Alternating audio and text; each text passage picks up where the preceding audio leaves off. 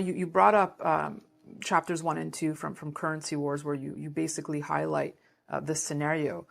You said the scenario you presented at the time was that Russia and China would accumulate large gold reserves, pool their gold, and launch a new digital currency backed by gold in the place of the U.S. dollar. Is that the form it would take for you, something backed by gold? Probably, and here's why. And by the way, when I wrote that, and when we did the war game, and when I wrote that, Russia had about 600 tons of gold, and today they have 2,300 tons. China had about 600 tons of gold, and today they have about 2,000 tons, just slightly less, that we know of. And they may have several thousand tons off the books in the State Administration of Foreign Exchange that we don't know about, because that's completely opaque.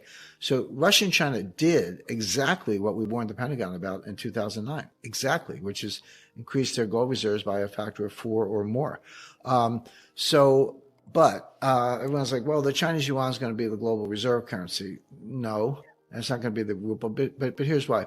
Well, there are a lot of reasons, but the main reason is when you talk about reserve currency, you have to understand what that means. It's not like the People's Bank of China has a bunch of $100 bills on pallets stacked up in the basement. When people say reserve currency, what they really mean is the currency of the bonds that they invest in. In other words, they're dollar-denominated assets in the form of treasury bonds or notes. That's what China actually has on their books, not like the dollars per se. So if you want to suggest or hypothesize that the Chinese yuan is going to replace the U.S. dollar as a global reserve currency, where's the yuan bond market? I mean, it doesn't exist. Very small scale, very illiquid, no primary dealers, no win-issue trading, no auctions, no repo, no settlement clearance, none of the plumbing and the mechanics of a mature bond market such as the United States. And above all, they don't have a rule of law. I mean, at least if somebody reneges on a treasury bond, you can sue somebody, but you can't do that in China. So the absence of the rule of law, number one, the absence of the infrastructure, the plumbing, for want of a better word, are two reasons why the yuan and certainly the ruble will not replace the dollar as reserve currency. However, what I was hypothesizing then, and I'd come back to this, is you can create a brand new currency that does have all that stuff. And in my example, they used a Swiss bank, UK law, put the gold in a third-party depository. If you wanted some of the new currency, you could deposit your own gold and get some of the currency or trade with them or run a surplus. So it was a replacement system, but you would need the gold to instill confidence. But they don't have bond markets, so they're not going to have them soon. So the yuan and the ruble aren't going to replace anything. In the terrifying picture you've just painted, Jim, how should we be protecting ourselves here?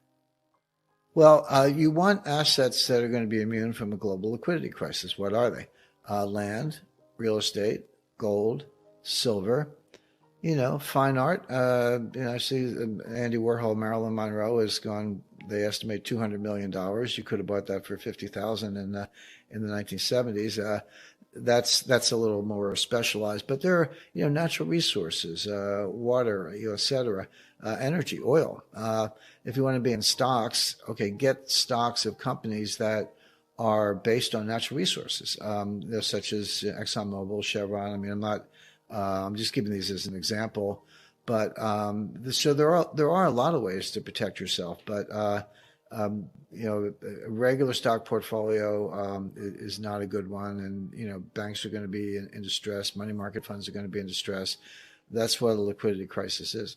We seem to have a huge chunk of our working age population that is not working, and you probably study this more than most people. Like, what's truly going on there?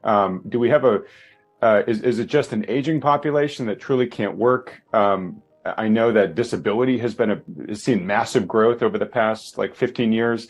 Are there a bunch of people that are opting out or gaming the system or whatever? But what's responsible for us only having 62% of our working age population actually engaged in working?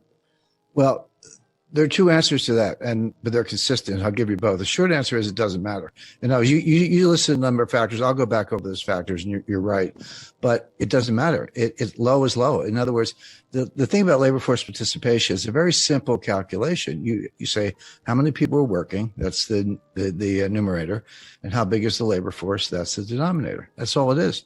Now it's never 100%, right? Because there are students and homemakers and retirees and others. There are good reasons for some people not to be in the workforce at any given time. But as recently as 2000, that number was 70%. What drove it between about approximately 1975 and 2000 was basically women entering the workforce, women who had been home, as homemakers or, performing other roles, entered the workforce, and then that number went up.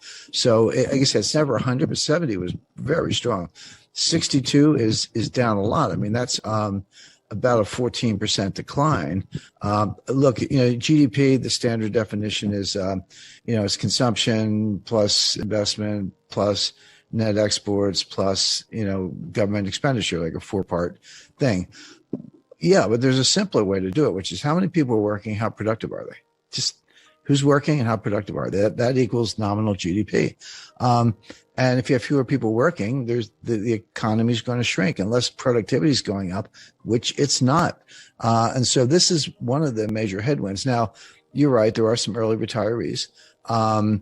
There were a lot of people who stayed home, obviously, during COVID, and it's very well studied and clear that working is a habit, it's a good habit, I think, for the most part, but it's like any habit. Once you break it, it's hard to go back. So once you get used to not working or working from home or, we're just staying home, the government was handing out checks, beginning with Trump in, I believe it was June 2020. Everybody got that one was a $1,400 check. And then in December 2020, at the end of the Trump administration, everybody got a $600 check. And Biden comes in February 2021, not to be outdone. He hands out, I think, a $1,600 check. So everybody got a check, like 2 or 3 of them. And a lot of younger people opened accounts on Robinhood and started trading Bitcoin. That didn't work out too well. But a lot of people saved the money. But there were very definite spikes in retail sales coming within 30 days of the checks. Well, that's not surprising. I give people free money, they'll go buy stuff. And that kind of kept the economy going. It wasn't a real boom, but it looked good. But we're not doing that anymore. There's no more checks. And so you had a lot of people lost the habit, a lot of people staying home, watching, maybe the World Series or whatever, eating Doritos, but they're not working. And a lot of people out of the habit, but they just got used to government handouts. Not everybody, but some. And the other problem is, because people say, wait a second, how can you have low labor force participation when everywhere you look, there are help wanted signs, which there are. I mean, right. McDonald's is paying $35,000 for an entry level like cashier or hamburger, maker, with benefits, training, and advancement. Well, that's pretty good for, entry level hamburger person. So there are and people call this a labor shortage. There isn't actually a labor shortage because we just talked about how you've got perhaps as many as 10 million, people between the ages of 25 and 54 who are sitting home. But the problem from the employer's point of view, there's a shortage of willing workers. Not workers, but willing workers. Well, what makes you willing to work? Well, a raise, a good pay is one. As employers can't afford to pay the clearing wage to get people off the couch because they'll go bankrupt themselves. They're working on very small margins. Sales are declining, et cetera. So I'll pay as much as I can to get the workers, but it's not enough to get this person off the couch, so to speak. And so you've got this really weird situation. I use weird in the technical sense, where you have a huge pool of able-bodied, potential workers, but a shortage of willing workers because you can't pay a clearing wage. But that's more a reflection of how stressed businesses and how low margins are. And then you look at the big names. I mean, I guess Twitter is the most recent, but Amazon, FedEx, Target, they're all looking at big layoffs, and big layoff announcements coming every day. So none of which is good for the U.S. economy. But the Fed looks at unemployment. I mean, I look at it because you're supposed to know what it is. I mean, I always say, if you're trying to forecast the Fed, you got to look at the world the way they do, even if it's messed up. Like even if they're looking at the wrong things, which they are. As an analyst, you have to look at them to figure out what they're doing. That's how you do intelligence work. Think like the other guy. But then once I take my Fed hat off and say, well, what do I think? The unemployment rate is almost irrelevant. First, it's a lagging indicator.